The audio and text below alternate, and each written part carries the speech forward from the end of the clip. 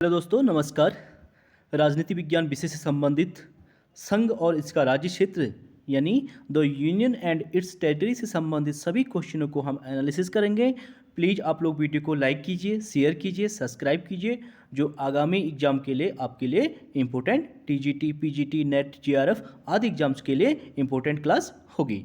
तो चलिए स्टार्ट करते हैं। आज का पहला क्वेश्चन, स्वतंत्रता से पूर्व निम्नलिखित उपनिवेशों में से कौन पूर्व से पुर्तगाली नियंत्रण में थे? यानी पुर्तगाल के नियंत्रण में कौन कौन थे ये पूछा गया है। यानी इसका सी राइट आंसर हो जाएगा पहला दादला नगर हवेली और दमन और दीव। ये दो जो है पुर्तगालियों के अधीन थे। पांडिचेरी और लक्षद्वीप जो है इनके अधीन नहीं थे। यानी पहला और चौथा इसका राइट आंसर हो जाएगा। आप देख सकते हैं स्वतंत्रता के समय गोवा, दमन दीव, दादर नगर हवेली के भारतीय क्षेत्र जो है पुर्तगाली नियंत्रण में थे। और 1954 ईस्वी में सैनिक कार्यवाही के पश्चात 1961 ईस्वी में इन क्षेत्रों को कानूनी तौर पर भारत में सम्मिलित किया गया था। अगला क्वेश्चन है हमारा, निम्नलिखित कथनों पर विचार कीजिए पूछ रहा है। तो इसे देख लेते हैं। भारत में एक लोकतांत्रिक राजनीतिक व्यवस्था है, बिल्कुल है। और भारत एक प्रभुत्व संपन्न राज्य है, ठीक है, ये भी बिल्कुल राइट हो जाएगा। भारत एक लोकतांत्रिक समाज है, बिल्कुल है। और भारत एक कल्याणकारी राज्य है। यानी पहला, दूसरा, तीसरा और चौथा, इसमें चारों राइट आंसर हो जाएंगे। तो डी इसका राइट आंसर हो जाएगा। अगले क्वेश्चन की बात करेंगे, दिल्ली एनसीआर को छोड़कर भारत में कितने संघीय क्षेत्र हैं?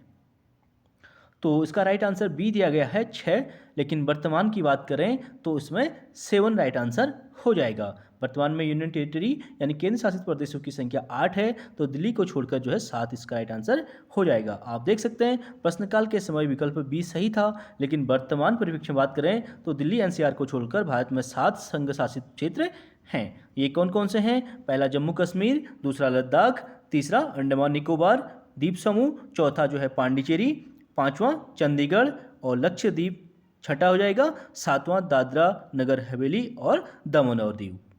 इससे पहले दादरा नगर हवेली, दमन और दीव भी अलग अलग थे, लेकिन अभी संविधान संशोधन के माध्यम से इन दोनों को मर्ज किया गया है।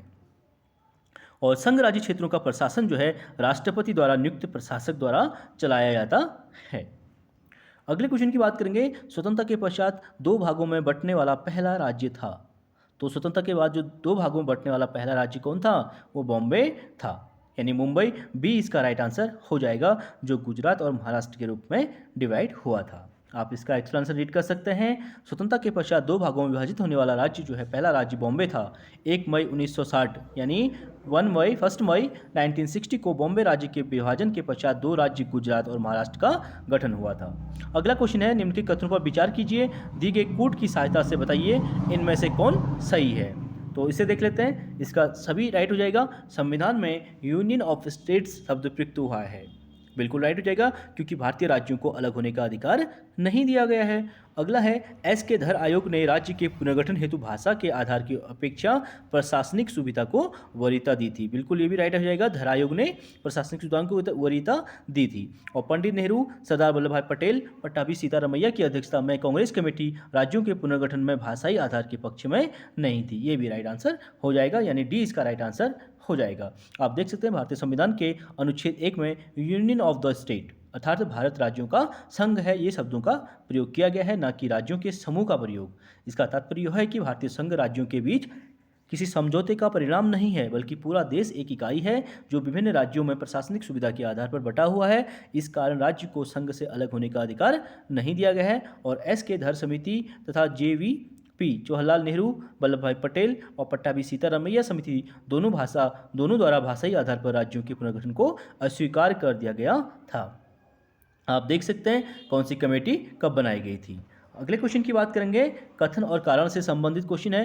भारत संघ नहीं है और कारण है किसी भी राज्य का क्षेत्र, सीमा, उसका नाम और सहमति के बिना उस भी परिवर्तित करने की शक्ति संघीय संसद को प्राप्त है। तो ये इसमें रॉन्ग हो जाएगा, यानी ए इसमें रॉन्ग है, भारत संघ नहीं है कहा गया है, जबकि भारत क्या है? संघ है, ठीक है। ए इसमें रॉन्ग हो जाएगा और आर बिल्कुल राइट हो जाएगा, क्योंकि किसी भी राज्य, क्षेत्र, सीमा या नाम उसका परिवर्तन करना है तो उसकी सहमति उसमें क्या हो चाहिए? जरूरी चाहिए। अगले क्वेश्चन की बात करेंगे, आप उसका एक्सप्लेनेशन रीड कर सकते हैं। हम अगले क्वेश्चन की बात करेंगे, निम्नलिखित में से कौन एक नए राज्य के निर्माण के लिए संवैधानिक उपबंध नहीं है? तो संवैधानिक जो उपबंध नहीं है वो एक राज्य संघ राज्य क्षेत्र शामिल कर सकेगा। एक राज्य जो है संघ राज्य क्षेत्र शामिल कर सकेगा, ये इसमें उपबंध नहीं है, क्योंकि नए राज्यों का निर्माण और वर्तमान राज्यों की क्षेत्रों के सीमाओं या नामों में परिवर्तन जो है अनुच्छेद 3 के अधीन संसद जो है विधि द्वारा किसी राज्य में से उसका राज्य क्षेत्र अलग करके अथवा दो या अधिक राज्यों को या राज्यों के भागों को मिलाकर अथवा किसी राज्य क्षेत्र को किसी राज्य के भाग के साथ मिलाकर नए राज्य का निर्माण कर सकती है। तो इसमें आर्टिकल 3 में संशोधन किया जाएगा। आप देख सकते हैं अभी बांग्लादेश और भारत का भी डिस्ट्रीब्यूट हुआ था, एरिया को डिस्ट्रीब्यूट किया गया था। अगले क्वेश्चन की बात करेंगे, भारत में एक नया राज्य सृजित करने वाले विधेयक को पारित होना अनिवार्य है। किस माध्यम से? संसद में साधारण बहुमत के माध्यम से, यानी बी इसका राइट आंसर हो जाएगा। आप देख सकते हैं संघीय अवधारणा के अनुरूप भारत में नए राज्यों के गठन संबंधी समस्त अधिकार भारत की संसद को प्राप्त हैं। संविधान के भाग 1 के अनुच्छेद 3 के अनुसार संसद विधि द्वारा नए राज्य का गठन कर सकती है, जबकि अनुच्छेद 4 के खंड 2 के अनुसार ऐसी विधि जो नए राज्य के गठन से संबंध हो अनुच्छेद 368 के अधीन संविधान संशोधन नहीं कहलाएगी। अर्थात इस तरह का कानून एक सामान्य बहुमत यानी साधारण विधायी प्रक्रिया के जरिए पारित किया जा सकता है। अगला क्वेश्चन है हमारा, भारतीय संविधान के अनुसार भारत एक। तो पूछा गया है कि भारतीय संविधान के अनुसार भारत एक क्या है? तो भारत राज्यों का संघ है, यानी ए इसका राइट आंसर हो जाएगा। आप देख सकते हैं भारतीय संविधान के अनुसार भारत राज्यों का संघ यूनियन ऑफ द स्टेट है। अमेरिका की तरफ फेडरेशन नहीं है, अर्थात भारतीय राज्यों के सम्मिलन का परिणाम भारतीय संघ नहीं है, अर्थात साथ ही राज्यों को अलग होने का अधिकार नहीं है। अगला क्वेश्चन है हमारा, एक विद्यमान राज्य की सीमा को परिवर्तित कर एक नवीन राज्य को बनाने की दृष्टि से 3 उपकरणों की आवश्यकता होती है। वे कौन कौन से हैं? यानी इसका डी राइट आंसर हो जाएगा। वो 3 हैं, राष्ट्रपति, संसद तथा संबंधित राज्य का विधानमंडल। ठीक है, ये 3 चीज़ों के माध्यम से राज्य को बनाने का प्रावधान किया जाता है। आप देख सकते हैं, यानी इस तरह के बदलावों से संबंधित कोई भी विधेयक राष्ट्रपति की पूर्व मंजूरी से ही संसद में प्रस्तुत किया जा सकता है। यदि विधेयक में शामिल प्रस्ताव किसी भी राज्य के क्षेत्र, उसकी सीमा या उसके नाम को प्रभावित करता है तो वह विधेयक राष्ट्रपति द्वारा संबंधित राज्य विधानमंडल के पास भेजा जाएगा, परंतु राष्ट्रपति राज्य विधानमंडल का मत मानने के लिए बाध्य नहीं है। अगला क्वेश्चन है हमारा, भाषाई आधार पर राज्यों का पुनर्गठन कब किया गया था? तो भाषाई आधार पर जो राज्यों का पुनर्गठन किया गया था 1956 में किया गया था। ए राइट आंसर हो जाएगा। आप देख सकते हैं भाषाई आधार पर राज्यों का पुनर्गठन 1 नवंबर 1956 में हुआ था। इस आधार पर सर्वप्रथम गठित होने वाला राज्य जो है आंध्र प्रदेश था। मोस्ट इंपॉर्टेंट है, जो भाषाई आधार पर गठित होने वाला पहला राज्य आंध्र प्रदेश था। और स्वतंत्रता के पश्चात राज्यों के पुनर्गठन हेतु दिसंबर 1953 में फजल अली की अध्यक्षता में, किसकी अध्यक्षता में? फजल अली की अध्यक्षता में 3 सदस्यीय आयोग का गठन किया गया था। आयोग ने भाषा के आधार पर राज्यों के पुनर्गठन की सिफारिश की। इसी आयोग की सिफारिश को लागू करने हेतु संविधान में 7वां अमेंडमेंट यानी 7वां संशोधन किया गया था। अगला क्वेश्चन है हमारा, वांचू रिपोर्ट के आधार पर प्रथमतः भाषा के भाषीय राज्य गठित किया गया था। तो कौन गया था? आंध्र प्रदेश 1953 हो जाएगा। इलाहाबाद उच्च न्यायालय के मुख्य न्यायाधीश 1953 कैलाशनाथ वांचू समिति केंद्र सरकार द्वारा आंध्र प्रदेश के गठन के समय रायलसीमा व तटीय आंध्र के मध्य राजधानी के विषय को लेकर हुए विवाद हेतु गठित की गई थी। अगले क्वेश्चन की बात करेंगे, स्वतंत्रता के पश्चात भारत में भाषाई आधार पर पुनर्गठन निम्नलिखित में से किस कारणवश प्रारंभ हुआ था? तो किस कारणवश हुआ था? तो इसका राइट आंसर सी हो जाएगा, श्री रामुलु की मृत्यु के पश्चात। ठीक है, तो आप इसका देख सकते हैं, तेलुगु भाषी क्षेत्र को अलग राज्य के गठन को आधार बनाकर पी श्री रामलल्लू अनशन पर बैठ गए थे और 56 दिन के अनशन के पश्चात उनकी मृत्यु हो गई थी। इसके विरोध और उग्र हो गए। ठीक है, उनकी मृत्यु के बाद जो विरोध जो था, आंदोलन जो था, उग्र हो गया था। इसे देखते हुए प्रधानमंत्री पंडित जवाहरलाल नेहरू ने 1 अक्टूबर 1953 को आंध्र प्रदेश को एक अलग राज्य के रूप में गठन की अनुमति प्रदान कर दी थी और भाषाई आधार पर गठित भारत का यह प्रथम राज्य आंध्र प्रदेश बन गया था। अगला क्वेश्चन है, भाषा के आधार पर सर्वप्रथम कौन सा राज्य अस्तित्व में आया? तो भाषा के आधार पर कौन आया था? आंध्र प्रदेश, यानी ए इसका राइट आंसर हो जाएगा। अगले क्वेश्चन की बात करेंगे, आंध्र प्रदेश पुनर्गठन विधेयक राष्ट्रपति द्वारा अनुमोदित एवं हस्ताक्षरित किया गया था। तो मोस्ट इंपोर्टेंट है ये, इसका राइट आंसर हो जाएगा मार्च 2014 को। आंध्र प्रदेश पुनर्गठन बिल 2014 यानी मार्च 2014 में राष्ट्रपति द्वारा अनुमोदित तथा हस्ताक्षरित किया गया। यह आंध्र प्रदेश एवं तेलंगाना दो राज्यों के बीच बंटवारे का विधान करता है। इसका बिल लोकसभा में 18 फरवरी 2014 और राज्यसभा में 20 फरवरी 2014 को पास किया गया। अगले क्वेश्चन की बात करेंगे, भारतीय संघ के सह राज्य के रूप में प्रथम प्रवेश पाने वाला राज्य था। तो प्रथम प्रवेश पाने वाला राज्य कौन सा था? सिक्किम था। भारतीय संघ के सह राज्य के रूप में प्रथम प्रवेश पाने वाला राज्य सिक्किम था और 35वें यानी 35वें संविधान संशोधन अधिनियम 1974 के द्वारा सिक्किम को भारतीय संघ में संयुक्त राज्य के रूप में शामिल किया गया और 36वें संविधान संशोधन 1975 द्वारा सिक्किम को पूर्ण राज्य का दर्जा प्रदान किया गया था। कौन से अमेंडमेंट के द्वारा? 36वें अमेंडमेंट के माध्यम से।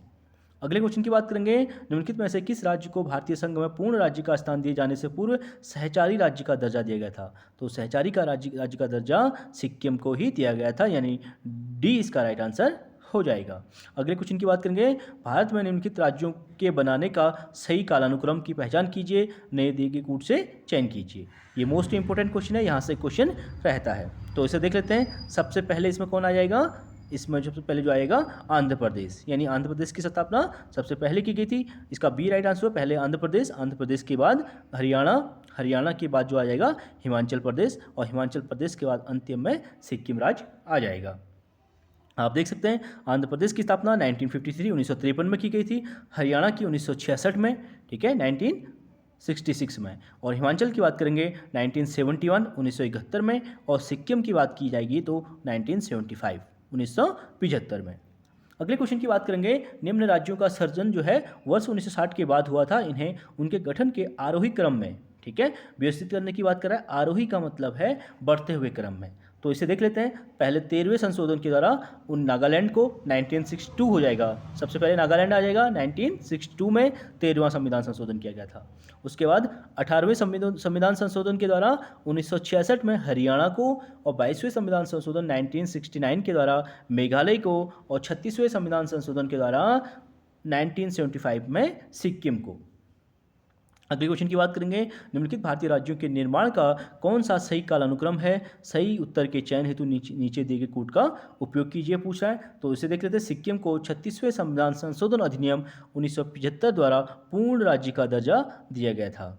और वहीं अरुणाचल प्रदेश की बात करें तो इसको 55वें संविधान संशोधन अधिनियम 1986 के द्वारा राज्य के रूप में अस्तित्व में लाया गया था। और छत्तीसगढ़ की बात करें तो छत्तीसगढ़ को 84वें संविधान संशोधन अधिनियम 2000 के द्वारा राज्य का दर्जा प्रदान किया गया था, ठीक है। और झारखंड की बात करें तो बिहार पुनर्गठन अधिनियम 2000 द्वारा झारखंड का निर्माण 15 नवंबर 2000 को किया गया था। अगला क्वेश्चन हमारा, भारतीय संविधान में राज्यों का संघ की संकल्पना को प्राप्त किया गया है किसके माध्यम से? ब्रिटिश नॉर्थ अमेरिकी अधिनियम से, यानी सी इसका राइट आंसर हो जाएगा। आप देख सकते हैं राज्यों का संघ की संकल्पना ब्रिटिश नॉर्थ अमेरिका एक्ट यानी कनाडा से लिया गया है। भारतीय संविधान के अनुच्छेद 1 क्लॉज ए के अनुसार भारत क्या है? राज्यों का संघ है, जबकि अमेरिका के संविधान में संघ की जगह फेडरेशन की व्यवस्था की गई है। वास्तव में भारतीय संविधान में दूसरे देशों के संविधान से बहुत कुछ लिया गया है, इसलिए भारतीय संविधान को उधार का थैला भी कहा जाता है। अगले क्वेश्चन की बात करेंगे, भारत में कितने राज्य और संघीय प्रदेश हैं? तो इसका बी राइट आंसर हो जाएगा। वर्तमान परिप्रेक्ष्य में बात करेंगे तो वर्तमान में भारत में जो 28 राज्य और 8 संघीय प्रदेश हैं, यानी 7 दिया गया है, तो इसमें वर्तमान में 8 है। अगले क्वेश्चन की बात करेंगे, आप देख सकते हैं इसका एक्सप्लेनेशन रीड कर सकते हैं। हम अगले क्वेश्चन की बात करेंगे, भारत एक गणतंत्र है, इसका अर्थ है। मोस्ट इंपोर्टेंट क्वेश्चन, बहुत बार पूछा गया है। भारत एक गणतंत्र है, इसका अर्थ है कि भारत में वंशानुगत शासन नहीं है, और भारत का जो मुख्य प्रधान सेवक होता है उसको चुना जाता है, वंशानुगत नहीं होता है। आप इसका एक्सप्लेनेशन रीड कर सकते हैं। गणराज्य की संकल्पना उस राज्य की प्रतीक है जिसमें जनता सर्वोच्च होती है, जिसमें कोई विशेषाधिकार प्राप्त वर्ग नहीं है, और सभी सार्वजनिक पदों के द्वारा बिना किसी भेदभाव के प्रत्येक नागरिक के लिए खुले होते हैं। इसमें कोई वंशानुगत शासक नहीं होता है तथा राज्य का अध्यक्ष लोगों द्वारा एक निश्चित अवधि के लिए चुना जाता है। उसे सामान्यतः गणराज्य का राष्ट्रपति कहा जाता है। अगला क्वेश्चन है, भारत में संघ राज्यों का प्रशासन होता है तो कैसा होता है? राष्ट्रपति द्वारा होता है। ठीक है, भारत में जो संघ राज्यों का जो प्रशासन राष्ट्रपति के द्वारा होता है, ए इसका राइट आंसर हो जाएगा। आप देख सकते हैं भारत में संघ राज्यों का प्रशासन राष्ट्रपति में निहित है। सभी संघ राज्य क्षेत्र राष्ट्रपति के अभिकर्ता यानी एजेंट के रूप में कार्य करते हुए प्रशासक द्वारा प्रशासित होते हैं। तो संविधान के अनुच्छेद 239 में यह वर्णित है कि राष्ट्रपति प्रत्येक संघ राज्य क्षेत्र का प्रशासन अपने द्वारा नियुक्त किए गए प्रशासक के माध्यम से उस मात्रा तक करेगा जितना कि वह राष्ट्रपति ठीक समझता हो। अगला क्वेश्चन है हमारा, बम्बई प्रांत को गुजरात एवं महाराष्ट्र में विभाजित किया गया था तो कब किया गया था? 1960 में बम्बई से गुजरात और महाराष्ट्र को विभाजित किया गया था, यानी बी इसका राइट आंसर हो जाएगा। आप देख सकते हैं बम्बई पुनर्गठन अधिनियम 1960 द्वारा बम्बई प्रांत को गुजरात तथा महाराष्ट्र में विभाजित किया गया था। उल्लेखनीय है कि स्वतंत्रता प्राप्ति के बाद तक बम्बई प्रांत में महाराष्ट्र तथा गुजरात सम्मिलित थे, किंतु 1 मई 1960 को इस सम्मिलित प्रांत को महाराष्ट्र तथा गुजरात नामक दो पृथक राज्यों में विभक्त कर दिया गया था। अगला क्वेश्चन है हमारा, भारतीय संविधान का कौन सा अनुच्छेद केंद्र को नए राज्यों के गठन करने का अधिकार देता है? वो कौन सा आर्टिकल है? अनुच्छेद 3 है, यानी ए इसका राइट आंसर हो जाएगा। आप देख सकते हैं भारतीय संविधान का अनुच्छेद 3 मोस्ट इंपोर्टेंट क्वेश्चन है, केंद्र को नए राज्यों के गठन का अधिकार देता है। अनुच्छेद 3 में कहा गया है कि राज्य का नाम, क्षेत्र, सीमा परिवर्तन का अधिकार किसको है? संसद को प्राप्त है, परंतु संसद इसे संविधान में वर्णित नियमों के अनुसार ही कार्यान्वित कर सकती है। अगला क्वेश्चन है, नीचे दो कथन दिए गए, कथन और कारण से संबंधित क्वेश्चन है। राज्य की कार्यपालिका शक्ति का प्रयोग संसद के कानूनों का अनुपालन सुनिश्चित करने हेतु होता है और अपनी कार्यपालिका शक्तियों का प्रयोग करके भारत सरकार राज्यों को आवश्यक निर्देश दे सकती है, यानी ए और आर दोनों सही हैं और आर ए की सही व्याख्या है, तो ए इसका राइट आंसर हो जाएगा। आप इसका एक्सप्लेनेशन रीड कर सकते हैं। तो भारत की कार्यपालिका शक्ति का प्रयोग संसद के कानून तथा राज्यों में लागू कानूनों का अनुपालन सुनिश्चित करने हेतु होता है। वास्तव में जो राज्य की कार्यपालिका का प्रमुख कौन होता है? राज्यपाल होता है, और जो मंत्रिपरिषद की सलाह के अनुसार कार्य करता है। और भारत सरकार अपनी कार्यपालिका शक्तियों का प्रयोग राज्य की सरकारों को आवश्यक निर्देश दे सकती है। संघ की कार्यपालिका शक्ति राष्ट्रपति में अनुच्छेद 53 में निहित होती है और तो कथन और कारण दोनों सत्य हैं और कारण कथन की सही व्याख्या प्रस्तुत करता है। अगला क्वेश्चन है हमारा, निम्नलिखित में से कौन सा संविधान के अनुच्छेद 3 के तहत संसद के एक कानून द्वारा संभव नहीं है? तो वो नए राज्यों का प्रवेश। ठीक है, डी इसका राइट आंसर हो जाएगा। आप इसका एक्सप्लेनेशन रीड कर सकते हैं। भारतीय संविधान के अनुच्छेद 3 के अनुसार संसद विधि द्वारा किसी राज्य में से उसका राज्य क्षेत्र अलग करके अथवा दो या अधिक राज्यों को या राज्यों के भागों को मिलाकर अथवा किसी राज्य क्षेत्र को उसके किसी राज्य के भाग के साथ मिलाकर नए राज्य का निर्माण कर सकेगी, लेकिन यह किसी राज्य क्षेत्र का बढ़ा सकेगी या किसी राज्य क्षेत्र का घटा सकेगी या किसी राज्य की सीमाओं में परिवर्तन कर सकेगी या किसी राज्य के नाम में परिवर्तन कर सकेगी, जबकि अनुच्छेद 2 में नए राज्यों का प्रवेश या स्थापना का वर्णन किया गया है। तो चलिए फ्रेंड्स, आज के लिए इतना ही, बाकी नेक्स्ट क्लास में करेंगे। प्लीज़ आप लोग वीडियो लाइक कीजिए, शेयर कीजिए, सब्सक्राइब कीजिए। Thank you so much.